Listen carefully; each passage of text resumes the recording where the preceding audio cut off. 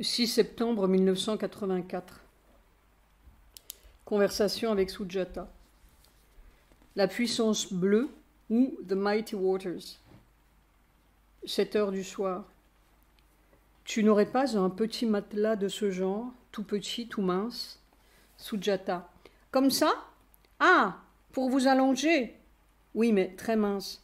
Parce qu'il faut être allongé par terre, il n'y a aucun doute. C'est vraiment un peu écrasant.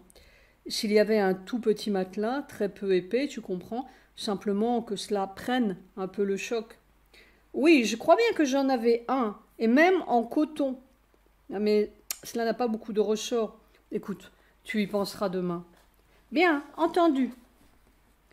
Silence. En fait, je n'ai rien à dire, mais il faut que tu suives un peu ce qui se passe. J'ai noté quelque chose cet après-midi et ce soir. Je vais lire quelques lignes, que tu comprennes comment c'est. Tu vas lire toi-même ce que j'ai noté dans ce carnet-là pour que tu comprennes. Après-midi et soir, je lis les deux? Oui, ce que j'ai noté. Sujata lit. Alors après, dans la forêt, j'ai noté. Tu comprends, quelquefois je marque comme cela dans la forêt, un peu après, quand j'ai digéré un peu les choses. Je note quelquefois la compréhension que j'ai de ce qui se passe. Alors c'est cela que j'ai noté. Ah bon, c'est vraiment une nouvelle sorte de vie. Sujata continue de lire. Ah, la puissance de vie. Vous dites, tandis que ça, ce n'est pas la même chose, c'est une autre sorte d'organe. Et c'est une autre sorte de vie. Ah oui, les animaux, n'importe lesquels, ou les hommes, c'est la même chose, qu'ils absorbent, appréhendent. Les organes peuvent être différents, la chimie peut être différente, mais c'est toujours c'est la vie qu'ils absorbent sous une forme ou une autre, avec une chimie ou une autre, des organes différents, mais c'est la vie qu'ils absorbent. Enfin, ce qu'on appelle la vie. Eh bien, c'est une autre sorte de vie. C'est une autre, oui, c'est une autre sorte de vie, de puissance peut-être. Il n'y a jamais rien eu comme cela sur la terre, tu comprends? C'est une autre sorte de vie. C'est cela que je comprends. Et ça monte la vague? C'est cela que je comprends. Ce n'est pas une autre sorte de vie en ce sens que, je ne sais pas, qu'on va voler, qu'on va faire de la lévitation, qu'on va avoir des consciences. Ce n'est pas cela. C'est un autre type de vie qui n'a jamais eu lieu depuis le protozoaire jusqu'à l'homme. C'est un autre type de vie. Cela n'a rien à voir avec nos merveilleux humains ou nos... Et ce n'est pas spirituel, c'est physique. Ou bien le spirituel est physique, je n'en sais rien. Ou le physique est spirituel. Point d'exclamation entre parenthèses. Ce n'est rien que le mental ait jamais pu concevoir, jamais. Même que l'existence terrestre ait jamais connue. Sauf les rishis, n'est-ce pas? Et puis Sri Aurobindo est mère. Mais c'est quelque chose qui n'est pas connu. Mais les rishis, jusqu'où sont-ils allés? Parce que, bon, ils ont établi le contact avec cette puissance de vie, mais... Eh bien, ils ont disparu. Alors, on ne sait pas ce que ça fait. On ne sait pas ce que cela fait. On n'en sait rien. J'ai un souvenir de mère qui disait, après un certain stade, eux, les rishis, ils disparaissent comme cela. Vous parliez de disparition. Ils ont disparu dans le soleil. Et mère avait dit qu'elle a franchi le seuil, mais qu'elle n'est pas disparue. Est-ce que c'est cela qu'elle a ramené? Et ça, Mère et Sri Aurobindo ont ouvert le chemin, avec un grand C. Ouvert le chemin comme un fleuve ouvre un chemin, n'est-ce pas?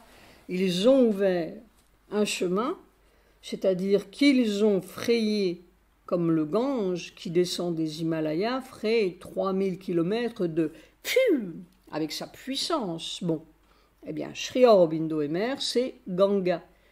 C'est le Gange qui dégringole. Qu'est-ce que cela va faire? On n'en sait rien. Mais il fallait quelqu'un pour le faire descendre, le Gange. Ils ont fait quelque chose. Ils ont fait fondre quelque chose qui a fait un Ganga. Mais personne n'a jamais vu ce que cela faisait. On ne sait pas ce que cela fait ou ce que c'est en train de faire, on n'en sait rien. Mais maintenant, vous commencez à sentir physiquement, à éprouver physiquement.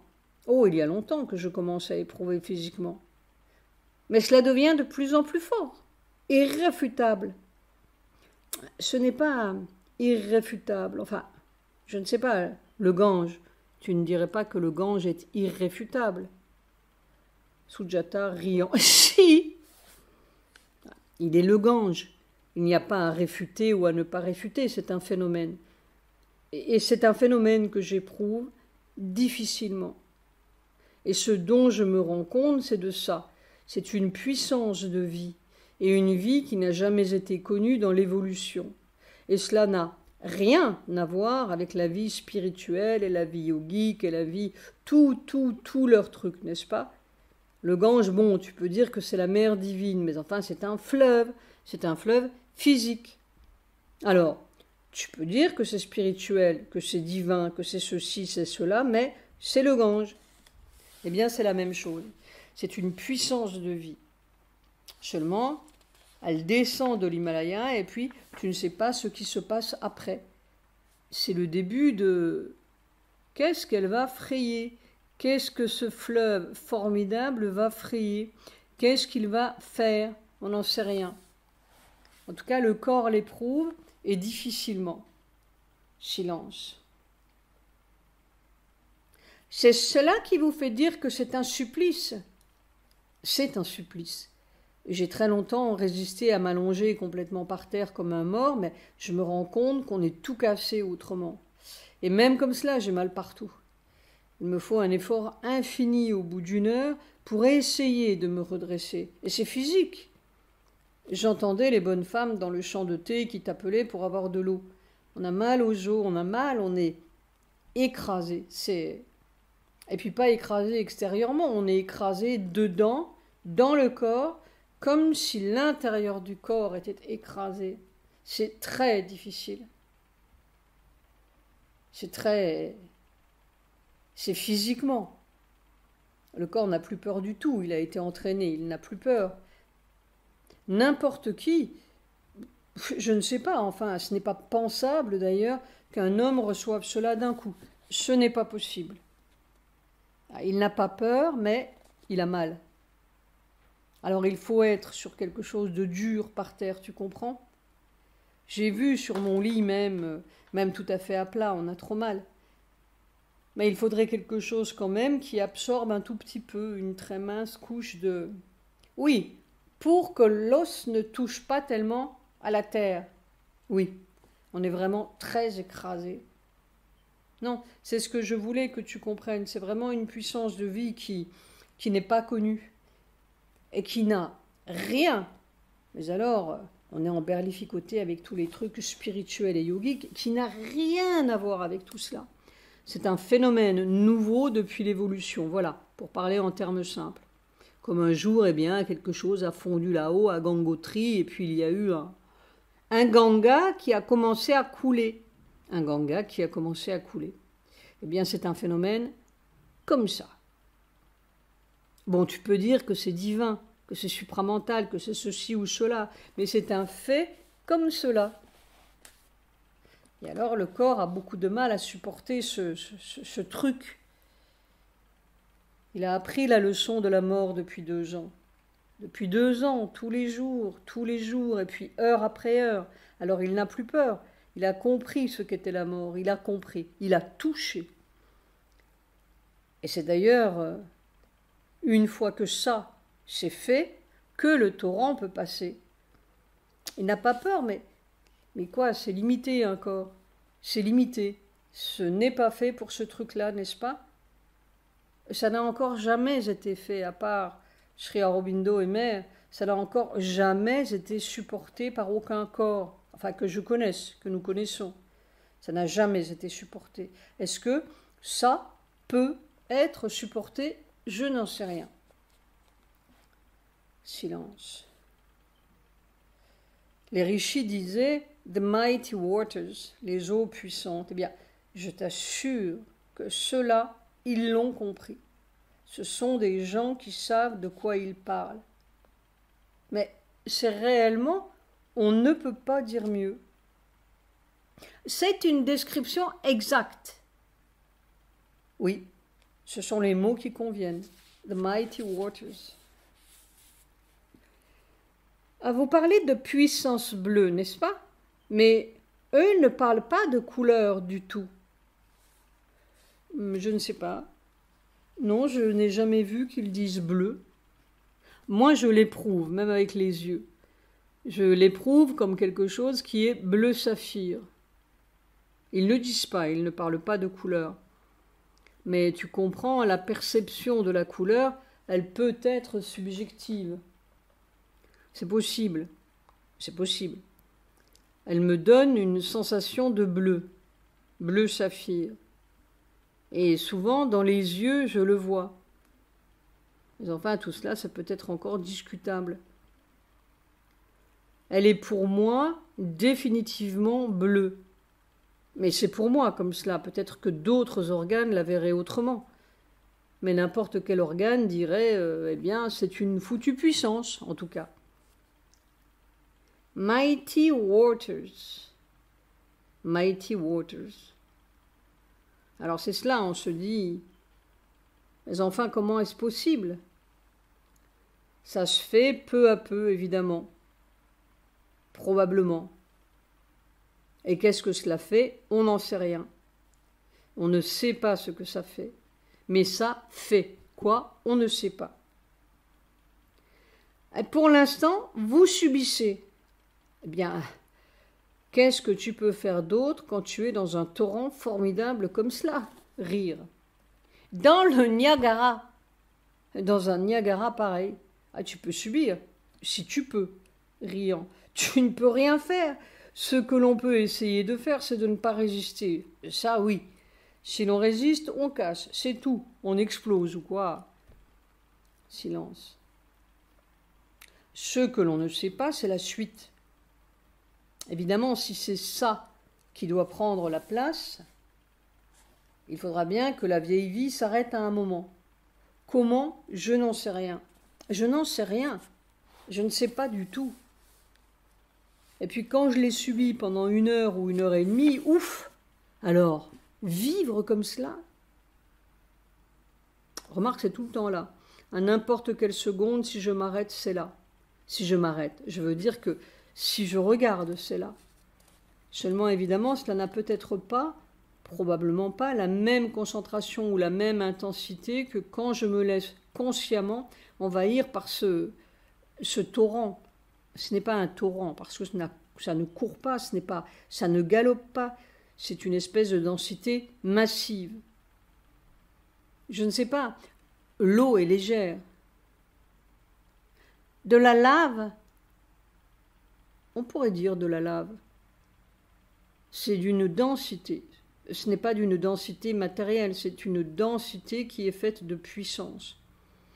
Mais cela n'a rien à voir avec le genre électrique, rien du tout.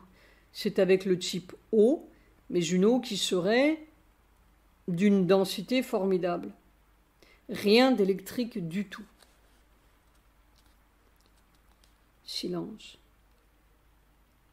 En tout cas, c'est perçu comme de la vie, mais une autre sorte de vie qui est faite de puissance et de... Qu'est-ce qu'on pourrait dire? Enfin, je ne cherche pas du tout à spéculer, mais il vaut mieux que tu connaisses le phénomène. Parce qu'évidemment, on ne sait pas.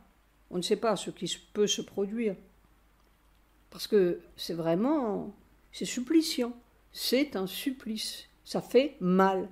Et je ne sais pas comment on peut décrire. Les mots qu'on peut avoir humainement, c'est toujours comme superficiel. Tandis que ça, c'est tout le corps qui a mal. Les os, les cellules, tout qui a mal. Eh bien, c'est un autre type de vie qui rentre, alors ça lui fait mal. et puis une vie d'une densité à laquelle il n'est pas habitué. Ce n'est pas comme si tu étais un poisson et que tu allais respirer de l'air. Pendant longtemps, j'ai senti que c'était quelque chose comme cela, mais ce n'est même pas comme cela, parce que je ne sais pas. Silence. Ça, pendant très très très longtemps, on a tout à fait la sensation qu'on est en train de mourir. Et dans le fond du corps, il y a toujours un peu de cette question. Il n'a pas peur, mais est-ce qu'il ne faudra pas réellement mourir à un moment ou quoi? Mourir dans le sens que les organes s'arrêtent de fonctionner? Oui, que tout s'arrête de fonctionner. Tout? Et je ne sais pas. Est-ce que ça n'est pas, comme disait Mère, n'est-ce pas, partie par partie? Eh bien, on n'a pas l'impression que c'est partie par partie parce que cela vous traverse tout le corps. Du bas en haut, de bas en haut, du bout des pieds jusqu'à la tête. Alors, on n'a pas l'impression que ce soit partie par partie. Ce qui peut se faire, c'est que la densité augmente de plus en plus. Ah, ça d'ailleurs, on a l'impression que la densité n'arrête pas d'augmenter. Autrefois, je pouvais encore m'asseoir. Maintenant, je ne pourrais plus supporter ça assis. C'est pourquoi on vous avait montré qu'il faut rester allongé. Eh bien oui, je n'avais pas compris ce que cela voulait dire. Cela veut dire qu'il faut être vraiment comme un mort allongé. Allongé, immobile. Immobile. C'est comme cela que c'est le moins insupportable. Autrement, je te dis, je me suis démoli le cou.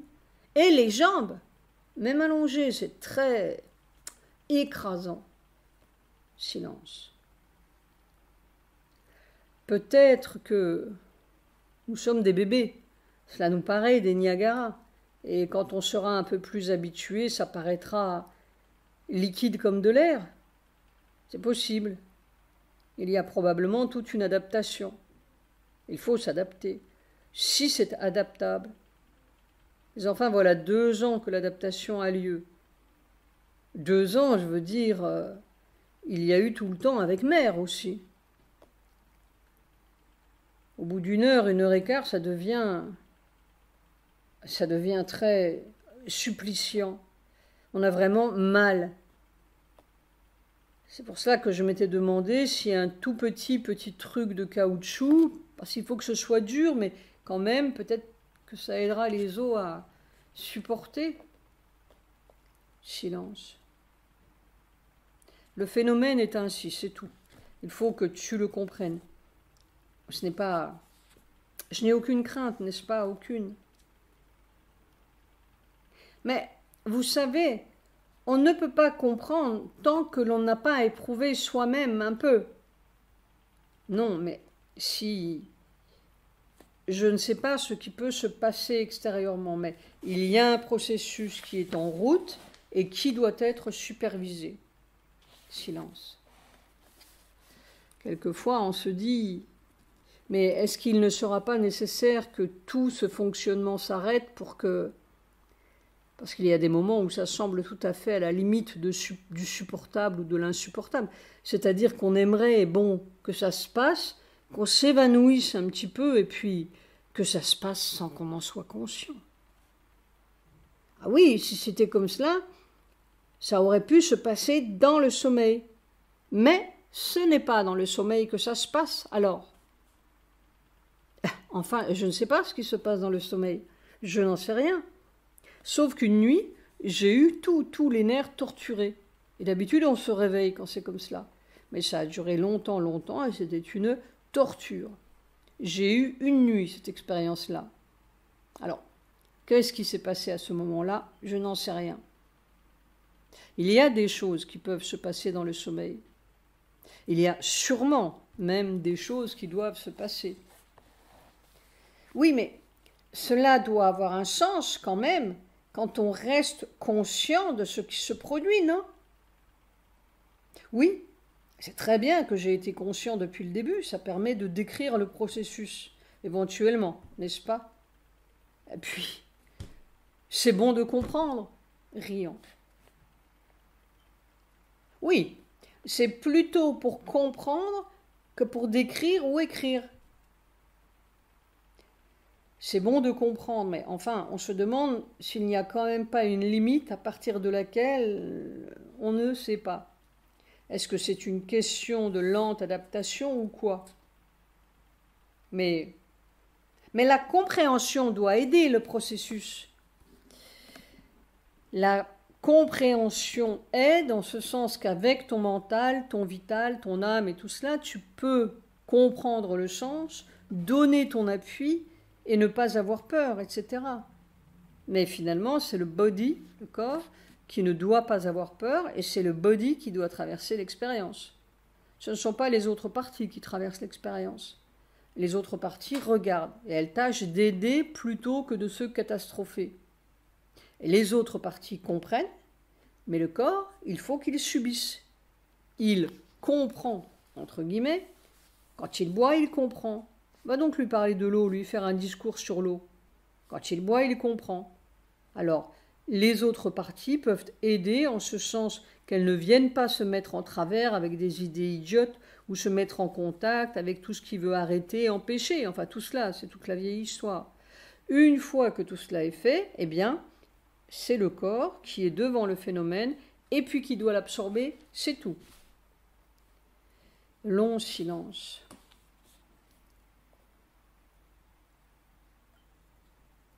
Dans toute l'évolution, c'est toujours la même vie qui est absorbée avec des organes différents, une chimie différente. Enfin, c'est ce qu'on appelle la vie. Bon, il y a eu la matière, et puis il y a eu quelque chose d'un peu mystérieux, et puis il y a eu la vie. Il y a eu le rocher, et puis il y a eu des eaux, et puis des températures, et puis il y a eu de la vie.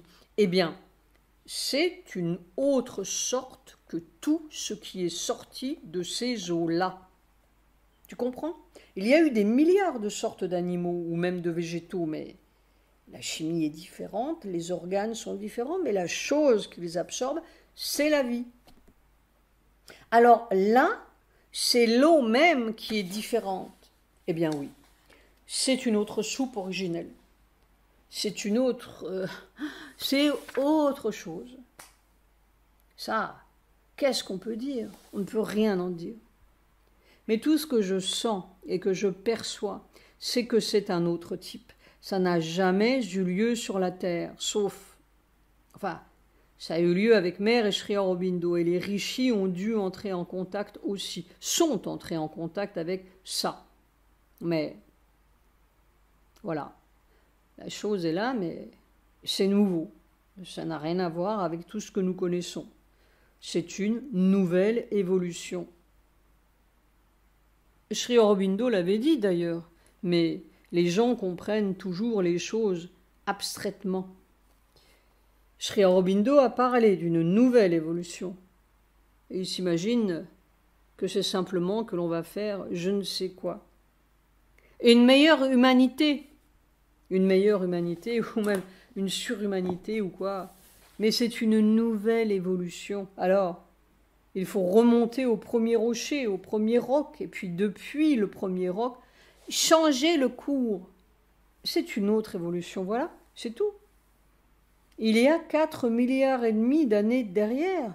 Eh bien, depuis 4,5 milliards d'années, il s'est passé un certain phénomène, et puis maintenant, c'est un autre phénomène. Ce n'est pas le vieux amélioré. C'est ça l'histoire.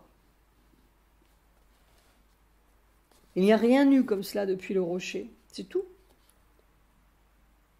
Écoute, je crois que je t'ai assez dit les choses pour que tu vois, que tu comprennes, que tu ne t'inquiètes pas. Mais enfin, on ne sait pas. Silence. Il y a une chose que je ne comprends pas. Cette puissance formidable, cette densité formidable qui est constamment avec vous, vous entourant, travaillant sur vous, n'est-ce pas? Comment se fait-il qu'à 10 mètres de vous, personne ne peut... Mais ils n'ont pas les organes qu'il faut. Ah! C'est une question de perception? Oui, où ils ne sont pas encore, où ils ne sont pas en contact avec ça. C'est un autre type. Alors, comment veux-tu qu'avec le vieux type, tu comprennes ça? Tu comprendras un pouvoir vital, un pouvoir tantrique, un pouvoir... Parce que tout cela fait partie des vieux trucs. Non, je ne parle pas de comprendre, mais de sentir.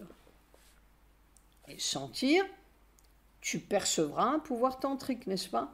Un bonhomme qui rentre avec son pouvoir tantrique, tu le sens. Ou un pouvoir vital, tu le sens.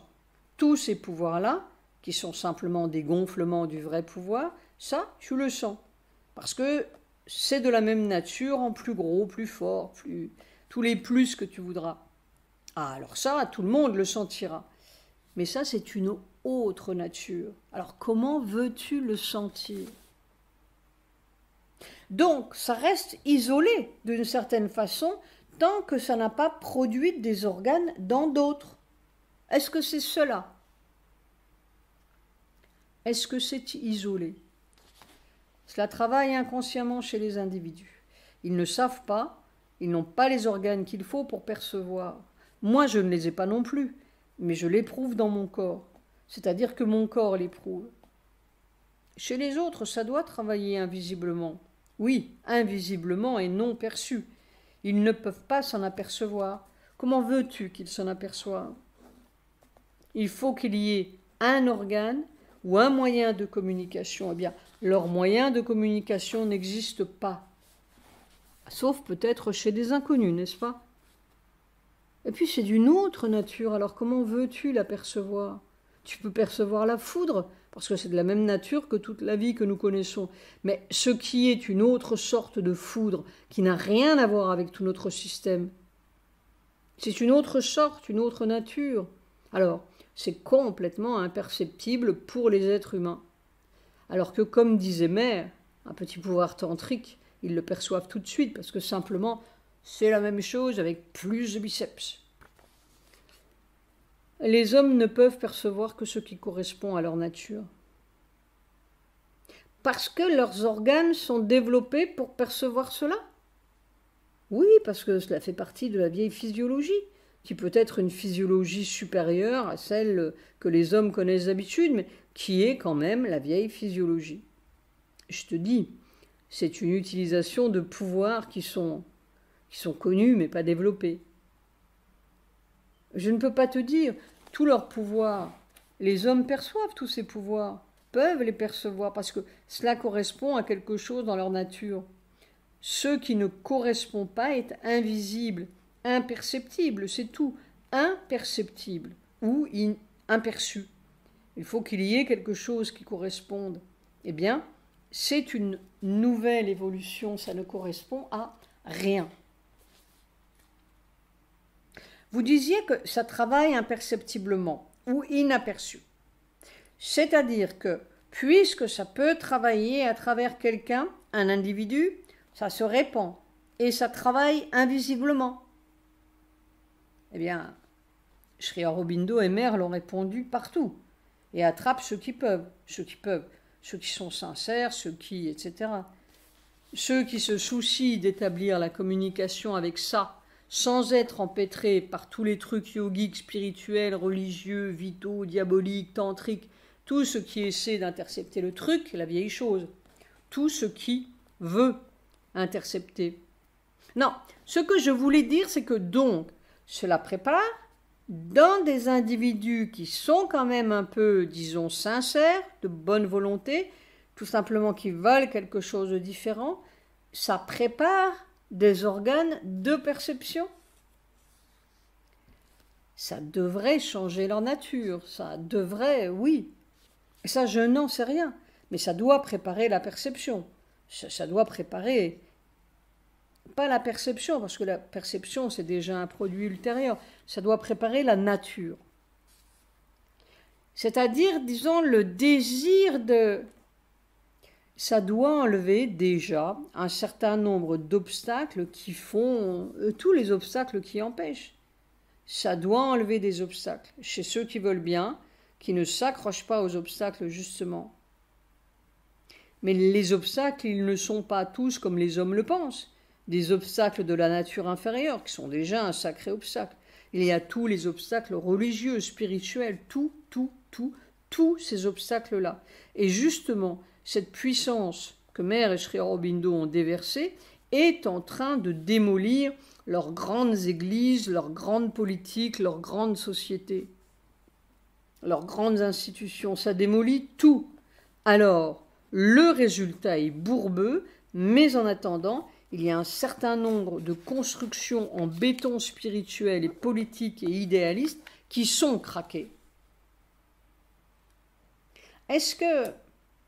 Excusez-moi, il m'est revenu l'image de mon Krishna en or qui enlevait brique par brique et jetait... Oui, c'est ça. Il démolit toutes les briques. Il démolit les constructions. Il démolit le temple, le vieux temple. Brique par brique. Alors ça agit de cette façon-là, négativement.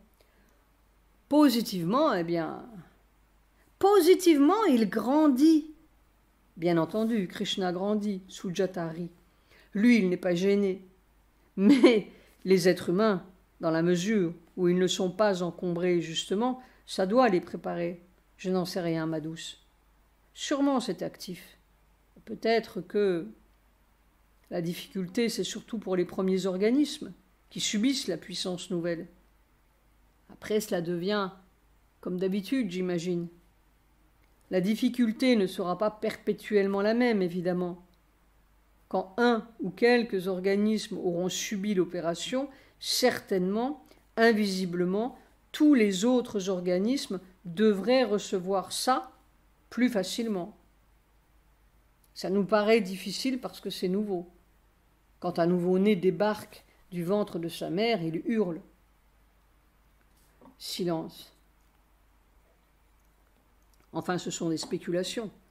Il faut pouvoir supporter le phénomène. Long silence. Vous ne me donnez pas des inquiétudes quand même. Mais non, ma douce, il n'y a pas à s'inquiéter. Tu comprends bien que Sri Aurobindo... Et puis, pourquoi m'aurait-il embarqué dans leur aventure si c'était simplement pour se casser la figure? Enfin, ce ne sont pas des questions que je me pose. Il y a un passage, P majuscule, qui est incertain. Enfin, incertain pour la vieille habitude qu'on a de vivre. C'est tout.